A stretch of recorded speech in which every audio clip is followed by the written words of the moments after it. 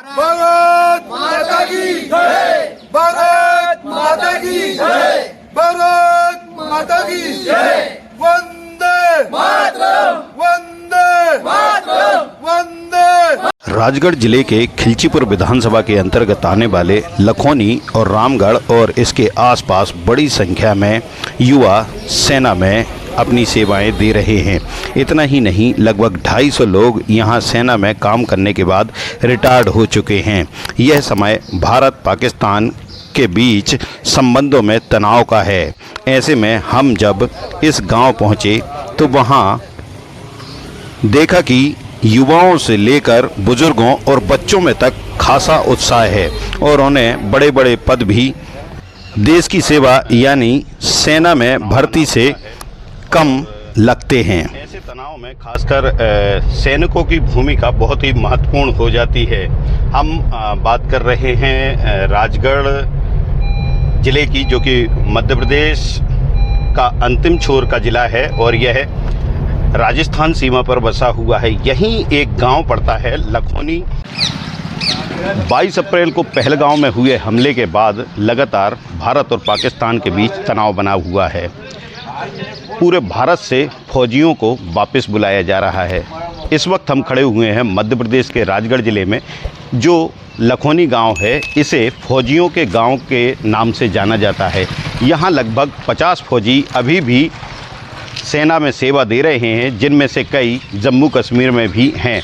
अभी कुछ ऐसे सैनिक थे जो शादी या अपने निजी कार्यक्रमों में लखोनी आए हुए थे, लेकिन जैसे ही भारत पाकिस्तान सीमा पर तनाव बढ़ा तो उन्हें वापस बुलाया गया है और वे कल लौट कर जा रहे हैं। उनके कुछ परिवार वाले हमारे साथ यहाँ पर बैठे हुए हैं, जो लगातार या फिर उनके परिवार से रिटायर्ड हो गए हैं या फिर अभी भी वो लगातार कश्मीर में या फिर अन्य जगह सेना में अपनी सेवाएं दे रहे हैं। हमारे बीच मौजूद हैं, यहाँ गांव के ही हैं लाखन सिंह जी। क्या यहाँ किस तरह की तैयारी करते हैं लोग और इतनी बड़ी संख्या में फ़ौज में जाने के लिए हमेशा क्यों आतुर रहते हैं? ये क्या है, ये महाभारती ऐसा इस गांव का स्वाभाविक कहें या क्या कहें, हमारे यहाँ के पानी में ही ऐसा जज्बा है देश सेवा करने का। यहाँ का जो बच्चा है वो सब इसके लिए आतुर रहता है कि मैं कैसे सेना में जाऊं और माँ भारती की सेवा करूं। इसी क्रम में यहाँ 12 महीने तैयारी हो रहती है। बच्चा जब पैदा होता है उसका दिमाग में ये होता है कि मैं आर्मी में जाऊं और देश सेवा करूं। ऐसा जज्बा लेके यहाँ पूरा क्षेत्र, जैसे रामगढ़ है, लखोनी है, सब गांव के पूरे जितने भी युवा हैं, सर्व समाज के, सभी का जज्बा ऐसा ही है। सब हाँ, फौज में ही जाना है। मतलब बच्चे का सोच ही है कि मैं फौज में जाऊँगा। जैसा कि इनका कहना है कि बड़े से बड़े पद भी यहाँ पर त्याग दिए जाते हैं जब किसी को भी ऐसा मौका मिलता है कि देश सेवा के लिए आर्मी में जाना है। यहाँ हमारे ग्राम सिंह जी मौजूद हैं, इनके परिवार से भी कुछ लोग सेना में रहे हैं। तीन लोग इनके सेना में हैं। 3 मेरा भतीजा है। अभी कहाँ हैं?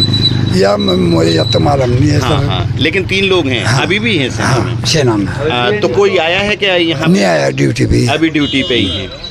तो ये एक मेरा साथी है रईस भाई, हम दोनों ने साथ में ये रिटायर्ड फौजी हो गए। ये भी तो ये भी रामगढ़ से हैं, लखोनी से रईस भाई हैं और ये अपनी सेवाएं पूरी कर चुके हैं, वापस अपने गांव में आ गए हैं। तो वहाँ पर किस तरह का माहौल रहता है, क्या? नहीं, तो ये चीज़ तो हम नहीं बता सकते ना आपको। नहीं, फिर भी एक नहीं। जब आपको इतनी दूर रहते हैं अपने परिवार से, कैसा महसूस करते हैं? नहीं, महसूस तो होता है ना, अपने परिवार से जो भी दूर रहता है उसको महसूस तो होता है।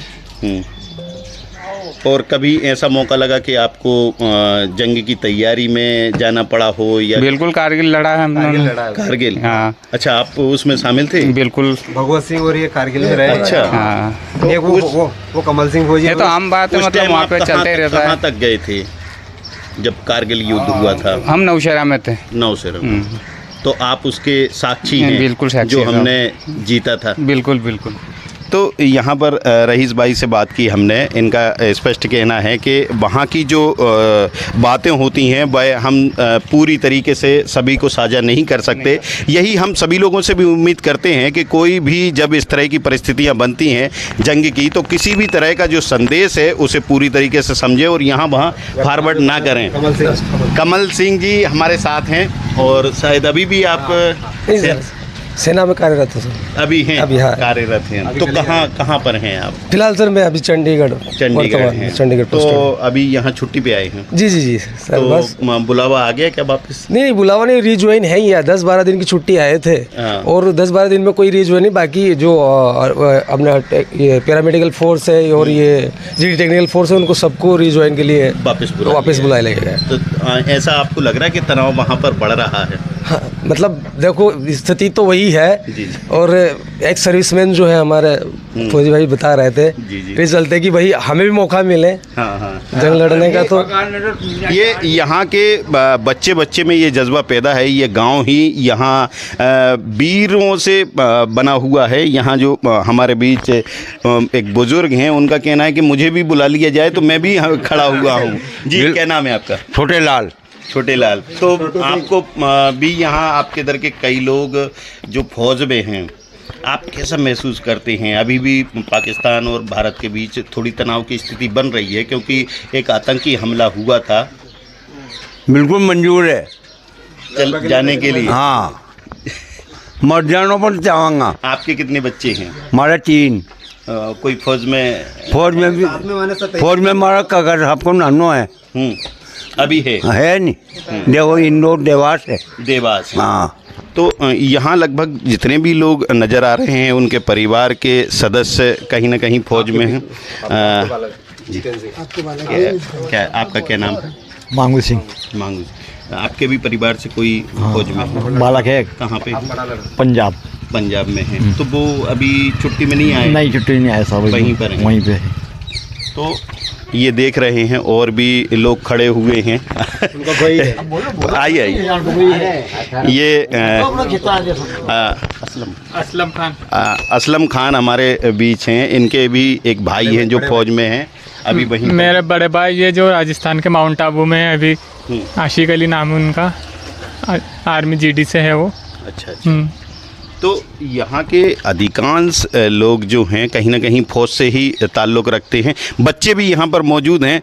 जब बेटा आप लोग यहाँ पर रहते हैं और आपको पता पड़ता है कि भारत पाकिस्तान को युद्ध को लेके कुछ आपके बारे में जानकारी है आपको? अभी जो तनाव चल रहा है ऐसी कोई जानकारी नहीं है? नहीं, वो तो पता है। वही पूछ रहे हैं वहाँ पर जो। तो आपके यहाँ के कई जो आपके चाचा कहें या फिर मामा कहें, कई लोग वहाँ पर हैं फौज में। हाँ। आपको भी ऐसा लगता है कि हमें जाना चाहिए? Yes sir. अभी कहाँ पढ़ रहे हो आप? Zirapur advance kids academy Zirapur. तो अभी से यहाँ अभी से तैयारी होने लगती है? पूछे आप तो Yes, वही sir। बताए। बड़ा होके क्या बनोगे तो आप वही बताएगा। हाँ, आपका क्या नाम है? राजपाल सिंह। आप पिताजी का क्या नाम है? श्रीधर सिंह सोन। क्या बनना चाहते हैं? मैं आर्मी बनना चाहता हूँ। आप भी आर्मी में जाना चाहते हाँ। हैं? एक और हमारे बीच बच्चा है, क्या नाम है बेटा? हर्षवर्धन सिंह सोनकर। हर्षवर्धन सिंह।